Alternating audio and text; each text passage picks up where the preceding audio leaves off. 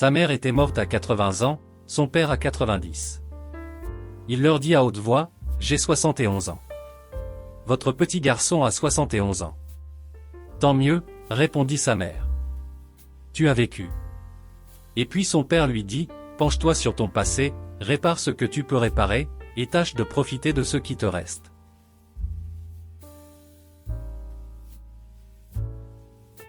L'amour, la seule obsession que tout le monde désire.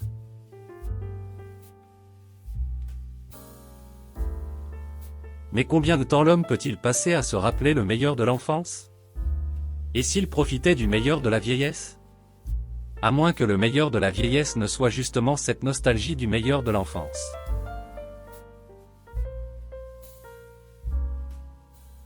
Ne vous battez pas contre vous-même. Il y a suffisamment de cruauté dans le monde.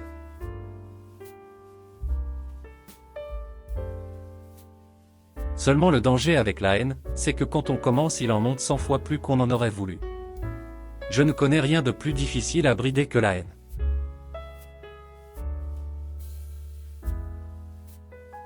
Cette femme qui n'existait que pour les autres, affligée d'un altruisme incurable, se trouvait toujours, en tant qu'institutrice, au bord de l'épuisement.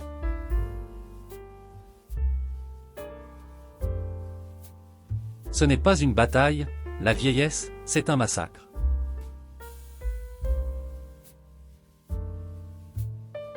Rien ne dure et pourtant rien ne passe.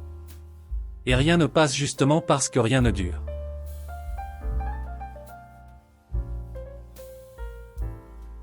La puissance de la nature peut être très apaisante. Et ce lieu était apaisant, en effet, qui interrompait toute pensée triviale sans pour autant vous accabler du sentiment de l'éphémère de la vie face à l'éternité du néant.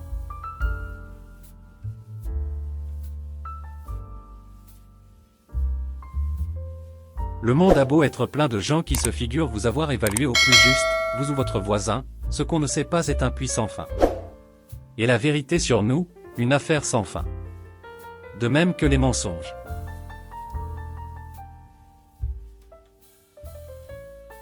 Le fait est que comprendre les autres n'est pas la règle, dans la vie. L'histoire de la vie, c'est de se tromper sur leur compte, encore et toujours, avec acharnement et, après y avoir bien réfléchi, se tromper à nouveau.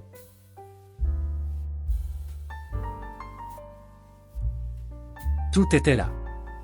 La paix. L'amour. La santé. La beauté. Qu'avait-il d'autre à faire qu'à rester ici? Oui, tout ce qu'il voyait, respirait, entendait, était une prémonition éloquente de ce bonheur futur qui se profilait à l'horizon.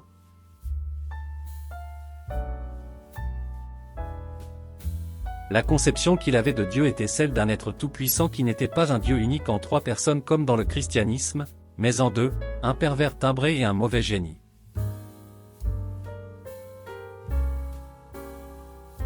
Parce que l'expérience la plus intense, la plus perturbante de la vie, c'est la mort. Parce que la mort est tellement injuste. Parce qu'une fois qu'on a goûté à la vie, la mort ne paraît même pas naturelle.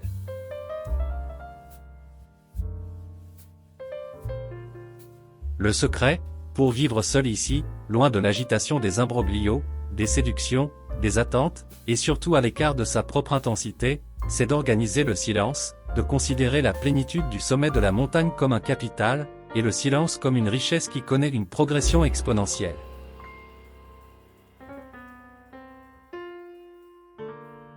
Une vieille blague racontait qu'un certain acteur buvait toujours avant d'entrer en scène, et quand on l'avait mis en garde, « Tu ne devrais pas boire », il avait répondu, « Quoi, monter sur les planches tout seul ?»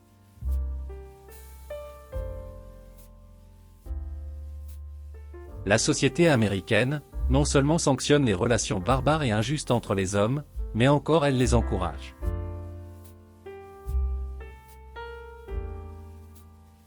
Tu sais, contre la stupidité, il n'y a pas de remède.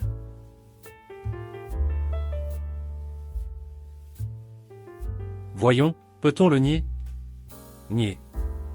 La rivalité, la compétition, l'envie, la jalousie, tout ce qu'il y a de pernicieux dans le caractère de l'homme est alimenté par le système. Les biens matériels, l'argent, la propriété, c'est d'après ces critères corrompus que vous autres mesurez le bonheur et le succès.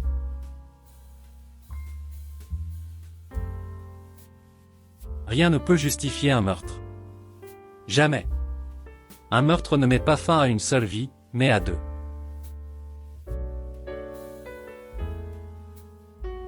Un juif dont les parents sont vivants est un gamin de 15 ans et restera un gamin de 15 ans jusqu'à leur mort.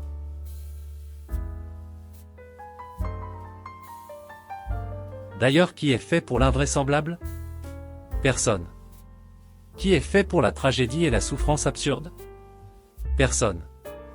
La tragédie de l'homme qui n'était pas fait pour la tragédie, c'est la tragédie de tout homme.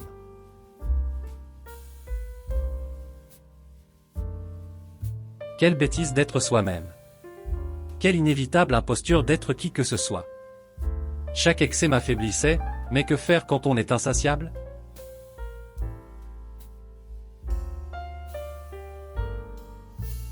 Ce qui l'empêche, c'est qu'il est comme tout le monde, on ne comprend les choses que quand c'est fini.